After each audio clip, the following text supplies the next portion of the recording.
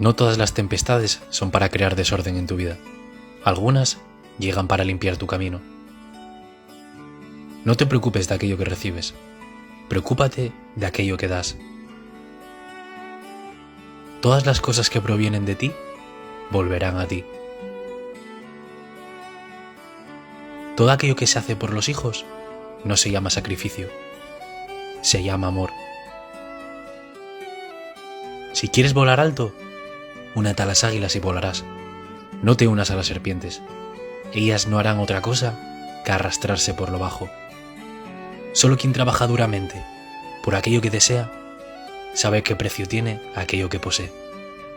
A veces, debes simplemente ir hacia adelante con tus fuerzas, sin la ayuda de nadie.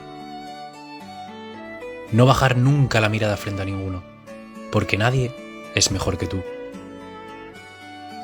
No se puede cambiar aquello que ya ha sucedido, pero se puede cambiar nuestro modo de ser, de modo que no ocurra más. Hay 3 cosas que deberías tener para ti y no decirle a nadie: tu vida amorosa, tus ingresos y tus proyectos para el futuro. Dedica más tiempo a quien te ama incondicionalmente, no a quien te ama solo cuando le es cómodo. El débil se venga, el fuerte perdona, pero la persona inteligente ignora y listo. Ser un líder no significa estar a cargo, sino saber cuidar de las personas a tu cargo. No pidas permiso para volar. Las alas son tuyas y el cielo no es de nadie. Qué extraordinarias son las personas que saben comenzar de cero, a pesar de los años y los errores del pasado. Ser positivos no significa siempre estar felices, sino entender que vendrán días mejores cuando la vida parece difícil.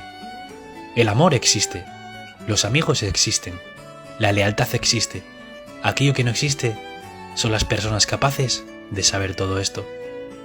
Si alguno pide disculpas y no cambia, entonces no eran disculpas, sino una manipulación. Falsedad, envidia y arrogancia son todas hermanas e hijas de la ignorancia. Nuestro objetivo principal de la vida es ayudar a los demás.